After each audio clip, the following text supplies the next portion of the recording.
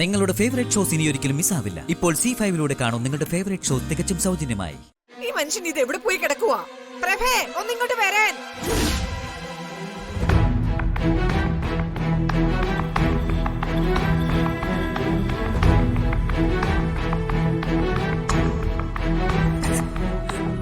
സഞ്ജു ആദ്യം താലി വിട്ട പെണ്ണാമ്മു, സഞ്ജുവിന്റെ ആദ്യത്തെ ഭാര്യ.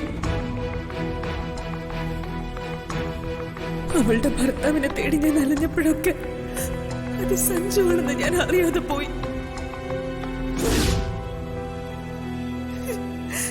സഞ്ജുവിന് എങ്ങനെ എന്റെ മുന്നിൽ ആ സത്യം ഒളിപ്പിച്ചു വെച്ച് പ്രണയം നടിക്കാൻ കഴിഞ്ഞു?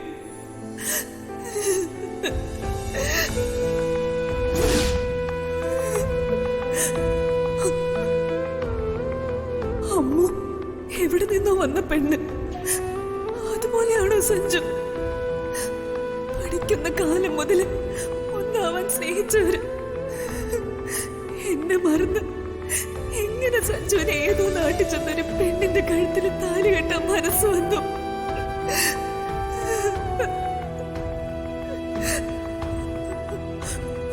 അന്ന് ഞാൻ തച്ചിലെടുത്ത് അമ്മുവിന്റെ ഭർത്താവിനെ അന്വേഷിച്ചു പോയപ്പോ അമ്മു സഞ്ജുവിനെയും കൂട്ടി അവിടെയും വന്നു.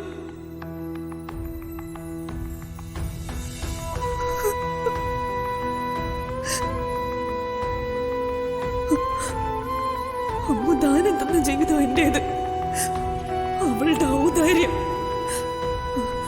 ആ ഔദാര്യം എനിക്കിനി വേണ്ട. സഞ്ജുവിന്റെ ആദ്യ ഭാര്യയുടെ ഔദാര്യം കൊണ്ട് എന്തിനു ഞാൻ സഞ്ജുവിന്റെ രണ്ടാം ഭാര്യയായി ജീവിക്കണം? എനിക്കിനി ജീവിക്കണ്ട.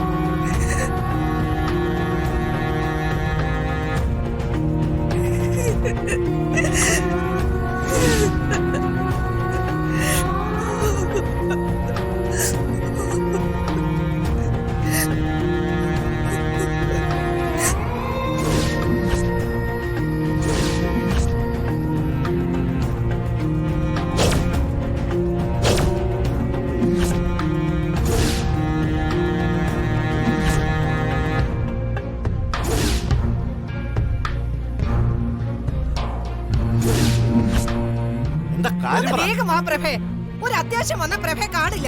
അയൽക്കാരോട് പോയി സംസാരിച്ചോണ്ട് നിന്നോളൂ. ഞാൻ അറിഞ്ഞോ മോള് വഴക്കിട്ട് വന്ന വിവരം? പ്രഭേ ഇങ്ങോട്ട് വന്നേ. മോളെ ശ്രീകുട്ടി, മോളെ ശ്രീകുട്ടി, മോളെ മോളെ ശ്രീകുട്ടി, മോളെ ശ്രീകുട്ടി, വിളിക്കുന്നേ. മോളെ വാതിൽ തുറക്ക്. ശ്രീകുട്ടി നീ വാതിൽ തുറക്ക്. എന്ത് പ്രശ്നം ഉണ്ടെങ്കിലും പറഞ്ഞു തീർക്കാവുന്നല്ലേ ഉള്ളൂ. വാതിൽ തുറക്ക് മോളെ. മോളെ അച്ഛൻ പറഞ്ഞിട്ട് എന്താ നീ വാതിൽ തുറക്കാത്തത്? മോളെ ശ്രീകുട്ടി. എന്താ അങ്കിൾ?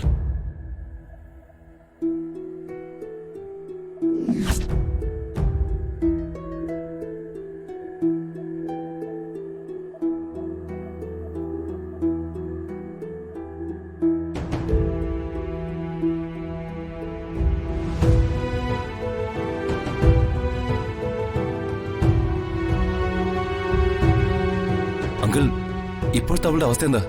ബ്ലഡ് കുറെ പോയി, അബോധാവസ്ഥയിലാ ഹോസ്പിറ്റലിൽ എത്തിച്ചത്. ഡോക്ടറൊന്നും പറഞ്ഞിട്ടില്ല. എന്റെ മോൾക്ക് എന്തെങ്കിലും പറ്റിയാ നിന്നെ ഞാൻ വെച്ചേക്കില്ല. നിങ്ങൾ തമ്മിലുള്ള പ്രശ്നം എന്താണെന്ന് എനിക്കറിയണം. തമാശയ്ക്ക് അവൾ ആത്മഹത്യക്ക് ശ്രമിക്കില്ല. എന്താ സംഭവിച്ചത്? നീ ആ കാര്യം പറ. സത്യമായിട്ട് എനിക്കൊന്നും അറിയില്ലെങ്കിൽ ഞാൻ വീട്ടിൽ നിന്ന് ഇറങ്ങുമ്പോ സ്വാതി ഹാപ്പി ആയിരുന്നു. അമ്മ കോളേജിലും പോയിരുന്നു. അവിടെ സംഭവിക്കാൻ പ്രത്യേകിച്ച് ഒരു കാര്യമില്ല.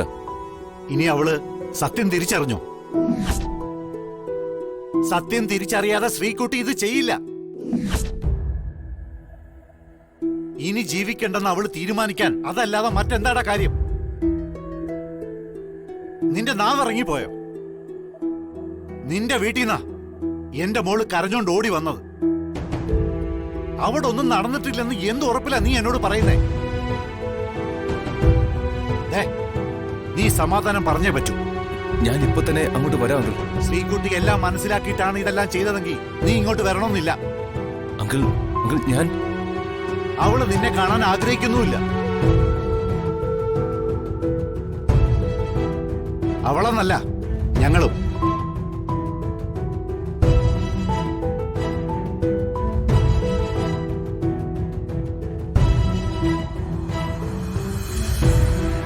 പ്രഭേ, ഒന്ന് വേഗം വാ, ഡോക്ടർ അന്വേഷിക്കുന്നു. വാ.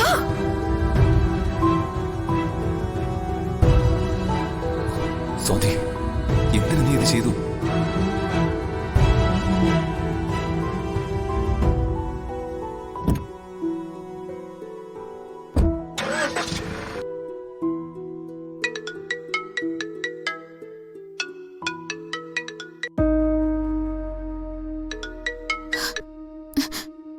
ഹലോ, സ്വാതി എന്തിനാ വീട്ടിൽ നിന്ന് ഇറങ്ങിപ്പോയത്?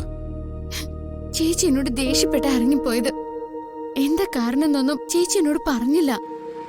ലച്ചു, നീ വീട്ടിലുണ്ടായിരുന്നില്ലേ? ഞാൻ എൻട്രൻസ് എക്സാം കഴിഞ്ഞ് വീട്ടിലെത്തിയതേ ഉള്ളായിരുന്നു. അഡ്മിഷൻ കിട്ടിയ സന്തോഷത്തിൽ മധുരം വാങ്ങിയ ഞാൻ ചേച്ചിയെ കാണാൻ ചെന്നത്. ചേച്ചി വാതിൽ തുറന്നതും മധുരം തട്ടിയെറിഞ്ഞു. എന്തൊക്കെയോ ചേച്ചിനോട് പറഞ്ഞു. ബഹളം കേട്ട് ഡോക്ടർ ഓടി വന്നപ്പോഴേക്കും ചേച്ചി ഇറങ്ങിപ്പോയി. പിന്നാലെ ചെന്ന് വിളിച്ചിട്ടും ചേച്ചി നിന്നില്ല. അവള് സത്യം മനസ്സിലാക്കിയോ? നിനക്ക് അങ്ങനെ വല്ലതും തോന്നിയോ? ഞാൻ നന്ദി കെട്ടവളാണെന്ന രീതിയിൽ ചേച്ചി കുത്തി നോവിച്ച സംസാരിച്ചത്. അറിഞ്ഞതായിട്ടൊന്നും പറഞ്ഞില്ല. ഒന്നുമില്ലാതെ സ്വാതി നിന്നോട് അങ്ങനെ പെരുമാറില്ല. അവളുടെ മനസ്സിനെ വേദനിപ്പിച്ച എന്തോ സംഭവമുണ്ട്. നിങ്ങൾ ചേച്ചിയെ പോയൊന്ന് കാണാൻ ഞാൻ സമാധാനമില്ലാതെ നിൽക്കാം. ചേച്ചി സത്യം വല്ലതും മനസ്സിലാക്കിയ എന്നോട് അങ്ങനെ പെരുമാറിയതെങ്കിൽ പിന്നെ ഞാനിവിടെ നിൽക്കില്ല. ഞാൻ സ്വാതിയെ കാണാൻ പോവാ. ചിലപ്പോ കവിത പറ്റി എന്തെങ്കിലുമൊക്കെ പറഞ്ഞ് അവളെ ഇളക്കി വിട്ടതായിരിക്കും. അങ്ങനെ ആയിരിക്കണമെന്ന് ഞാൻ പ്രാർത്ഥിക്കുന്ന.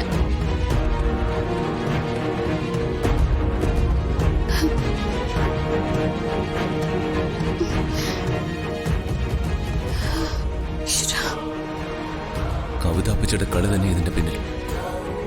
അവൾ സത്യം തെളിവോടെ തിരിച്ചറിഞ്ഞെങ്കിൽ ലച്ചുവിനോട് അവളത് പറയാതെ പോവില്ല.